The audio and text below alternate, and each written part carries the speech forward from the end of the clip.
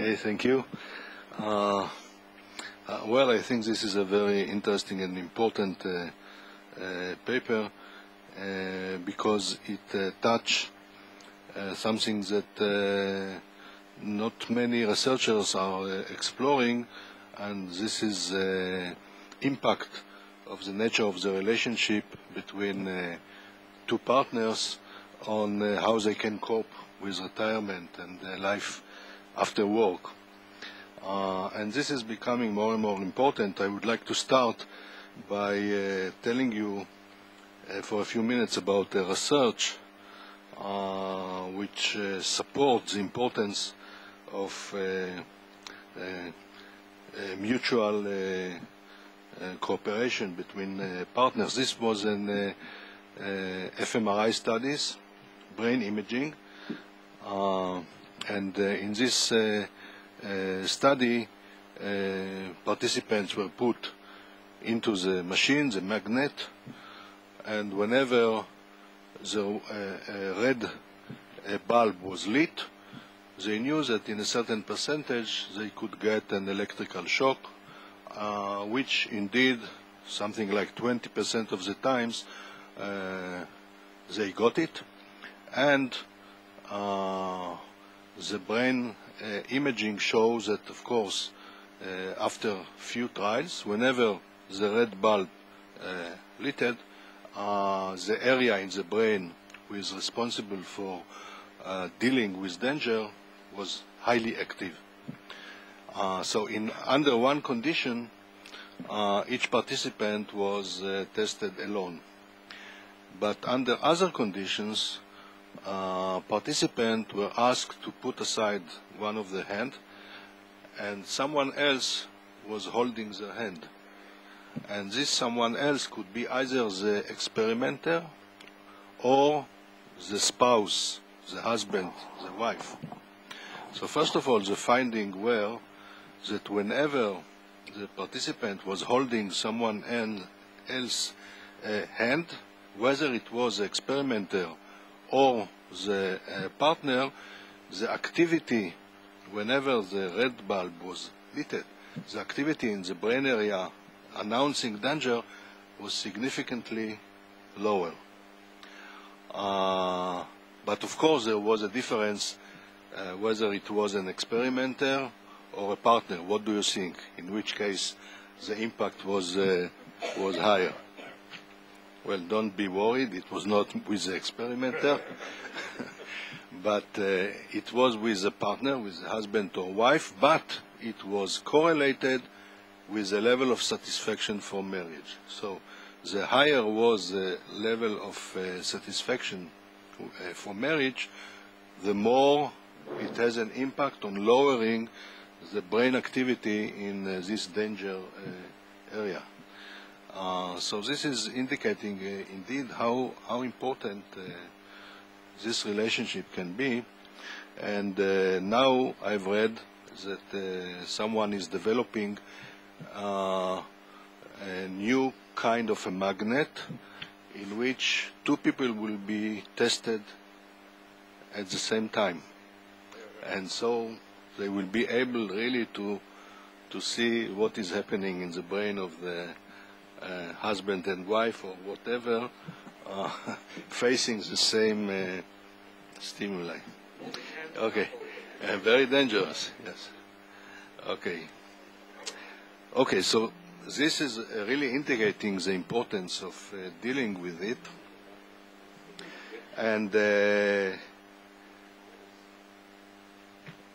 nevertheless, of course, I have some comments about the study. I was trying to think about the implications for Israel, for example. But speaking about the American sample, so first of all, I must say that I don't really understand why the focus was on second marriage. And if on second marriage, we don't know if the cohabitants or the can we say letters? Is there their second partnership or not? So something is not necessarily equal here, because it might be that in many cases this was a second attempt. Okay, so this is one thing. Another thing is that I think, and you mentioned it, that it might be that the same index is not really the same for men and for women, but it also might be that it's not exactly the same for people in different type of relationship, because of different expectations to start with. If I'm starting a lot relationship, then my expectations are different in the first place from someone who is deciding upon second marriage, and this might have an influence on the meaning of how they are rating the rating scale, which is the index. But my main question is that, can we be sure that the type of relationship is the cause for what you have found? Because it might be that the type of relationship is caused by something else, which is driving people to select either this type or another type, and this is the reason why they behave the way they behave. So from this point of view, despite the importance of the finding, we can't be sure that we really know the cause, the real cause, and what are the mediators and so forth. So this is in general. But speaking about, thinking about Israel, I wonder what is the level of generalization possible from the American sample, since I think that cultural differences might be very important here.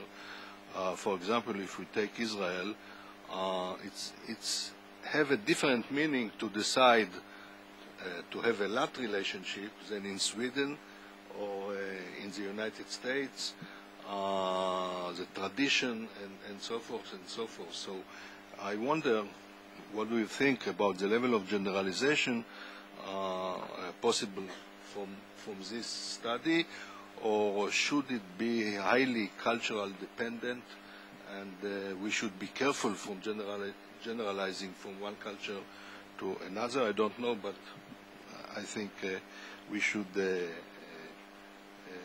think about it. I have only one answer to what you said, that men are enjoying more care time by their spouses than females. This is simply because men die earlier, so they have less chance to benefit from this. But again, I think it's an important direction. So it should be a type of research that should be enhanced, because it really might shed another aspect and perspective on understanding what is happening in life after work. Thank you. Questions? Comments? Yes. Wait, sorry.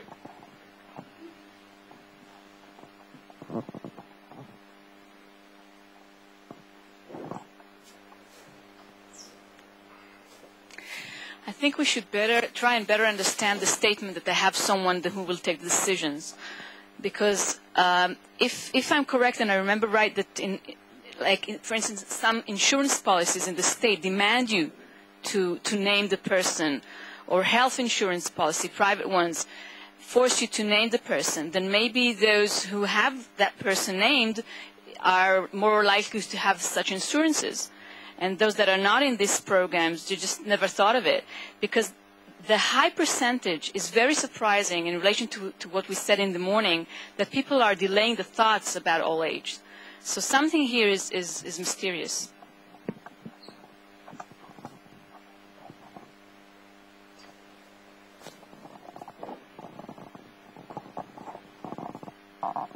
Thank you. I want to say first, thank you for the presentation and the reactions. It was very interesting, and I appreciate Professor Zakai's insights, which if I can summarize, if you're in a lot, you don't expect a lot. But beyond that, I wanted to raise a question, which is your use of the second marriage, because there's a big time span. On the one hand, how many of these were people who had tens of years of a prior marriage, and this is a new relationship with new expectations? And how many of them was the second marriage after a very short first marriage, and then the second marriage is essentially the long-term marriage? And does that make a big difference? And the last thing I want to point out is that there's a new article using the same database in early access in International Psychogeriatrics, which looks at depression vis-a-vis relationship quality. And it found no relationship whatsoever between depression and either the relationship gain or the relationship strain with spouses. And what it found more importantly was that it was the larger context of the social network. In other words, beyond the spousal connection or beyond the partner connection, who else you're connected to, that really made a difference. I just would like to point that much of the caregiving research in the United States shows that women are the caregivers, and whether it is wives or daughters-in-law, etc. And that may explain some of your findings.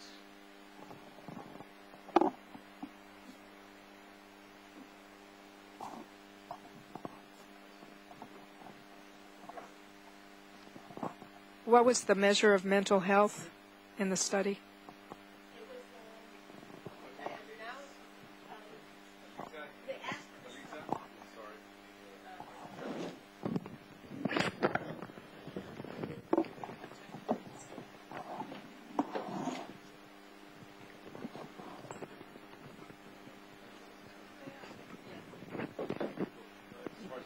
Okay, so I'll move.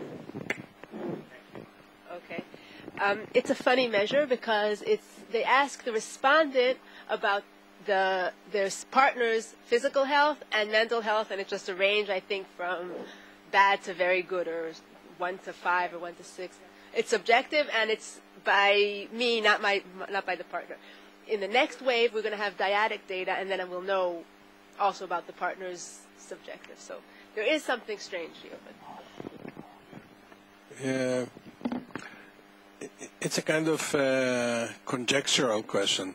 When you say that you're happy, and at the same time you say that you get a lot of criticism, then when you're happy, is that already net of the criticism, or is it growth? And then you have to take off the criticism, because if it is net, then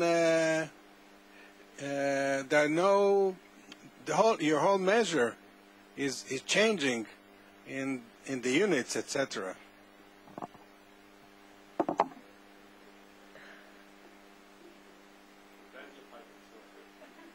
What? Anything else? Okay. I'll just start from the beginning. Why second marriages? Actually, it's because of the cohabitations and the lats, that most of them are after marriage. I think there were only, of the whole sample, there were only, if I'm not mistaken, 14 people who were never married. So also the cohabitants and also the lats are people who are already married. So this is why I compared it to second marriages, because I was concerned that for it to be comparable, I need something that's also second and not first. To compare first marriages would be maybe a different group. Of course, I was curious, so I did look at first marriages, and I can tell you that I didn't find big differences between first marriages and second marriages in support and criticisms, in relying, and all those. So first marriages and second marriages seem to be pretty much the same in the measures that I have. But in this paper, I didn't include the first marriages because I wanted to be able to compare with the alternatives. But if it's something to think about. I could if I wanted to, but this is why I didn't, because theoretically I was concerned that would be a problem. The problem of selection, I agree, and I need to, if you have an idea of how I can control for this process of selection, I'd be happy to hear it, because I realize this is a problem that nobody can control for, but I'd like to do the best I could if we know what the mechanism is that for people to choose. Gender relations to different societies. Yes, also in Israel, religious people are less likely to choose alternative relationships to marriage if they can. So we'd see that. Among the secular, I think there are people who, when they go into second relationships, especially women, they might not want to marry, they might not want to care for another person. The women tend to partner with older men. Men marry younger, so they're going to end up taking care of him, and they might not want to do that. In a second marriage, it makes less sense because they have fewer years together. In a first marriage, it's part of, maybe people don't think of it, and maybe it's just part of the contract. The different rating by relationship type, I don't know what to do about that. If you have an idea. The law about selecting a medical decision maker, I'll check that. And I will also check by insurance. I do have questions about having medical insurance, and even I have questions about the type. So I can look at that, and that would be great. That would be very good. Still, they could choose whoever they want. So that selecting the partner, I think still has the same meaning. But the idea of having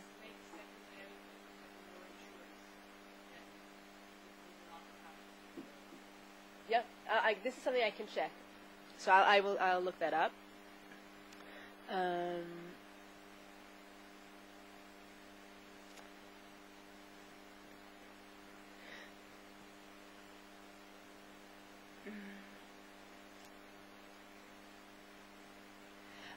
The question about criticism and happiness, I think I'm guessing that happiness would be net of criticism because they're asked at the same time.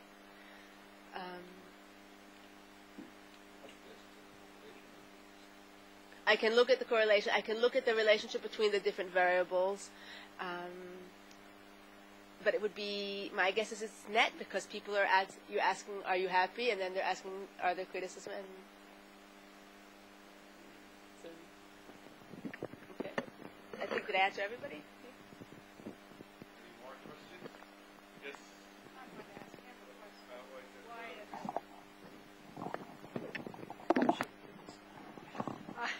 Why would the LAT be different in Israel than in the U.S.?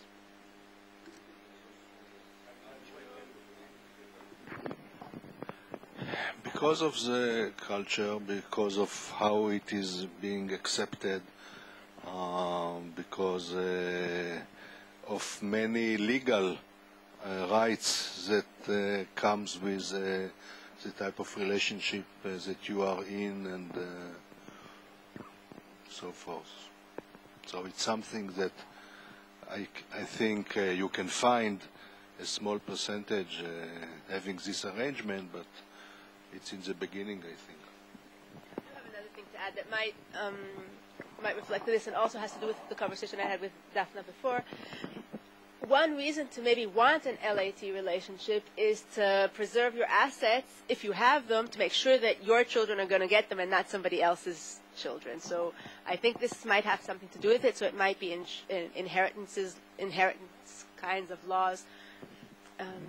People are concerned about that. And from literature, not from my work, but from reading, I found that children might not want their parents to remarry because, or they might not be happy about it because they're afraid about their inheritance and their property. And if they stay apart, then they know that they're going to get their part. So did you compare the three groups in whether the first marriage ended in widowhood or divorce and whether they had children or not? No, I could, but I didn't. And your question was something about the... Okay, I didn't write it right. I didn't write your question right, so this is why I didn't add. I didn't control for that, but I could. I have the information.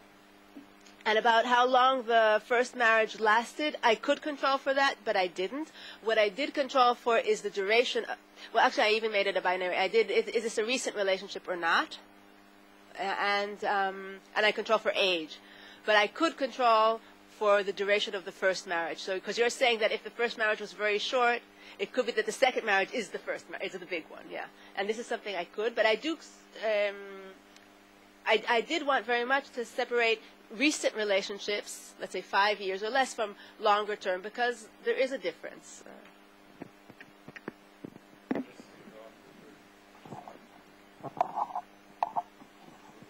Just to point out, you could actually control for the length of the first marriage for everyone there, given what you said about,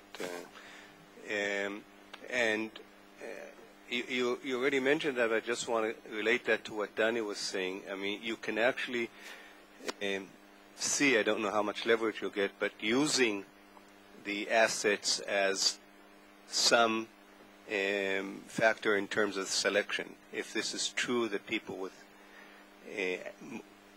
more assets are less likely to get into a second marriage and to get into a LAT, for instance, that may give you some additional leverage. And lastly, actually it's to Danny, but somewhat of maybe defense of Alisa. I mean, why would you expect that the way people in a second marriage would answer a question on happiness differ than, say, people in a LAT relationship, given, as you pointed out, that they enter these relationships with different expectations? So what happiness is supposedly measuring is how well those expectations are actually materializing, regardless of what those expectations were. So they may be unhappy with the LAT because they actually wanted a different type of relationship, which is fine, or not. So I wonder whether you think that it's a serious problem or maybe not as serious. I don't know if it is a serious problem, but it might be. I don't know, because suppose that you have the same objective condition, but based on the prior expectation, you will rate it differently. You will be satisfied from the situation differently. So it's not an absolute level of satisfaction from something, but it is related to what are your expectations. So the question is whether you can compare the same number and treat the same number the same way.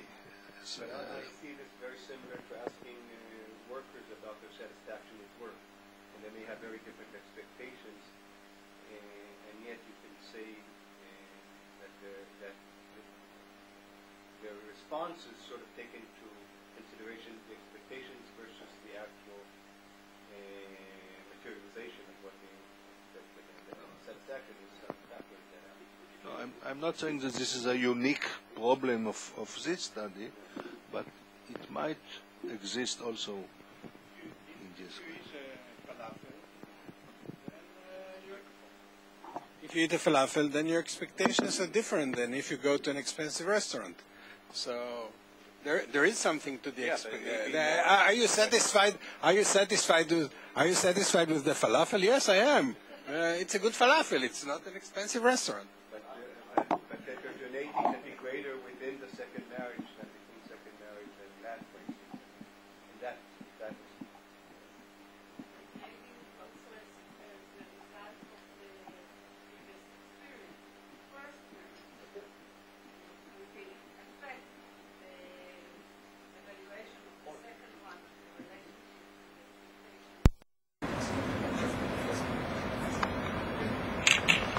That's what you're control how the first marriage ended.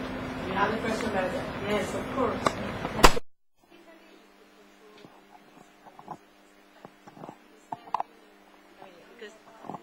But there's no fixed effect on time. It's fixed effect on the different relation, because normally you think about panel data on the base of time and individual, but you can have fixed effects on the different kind of relation. So you can have a systematic effect related to the relationship you are in. This would be interesting.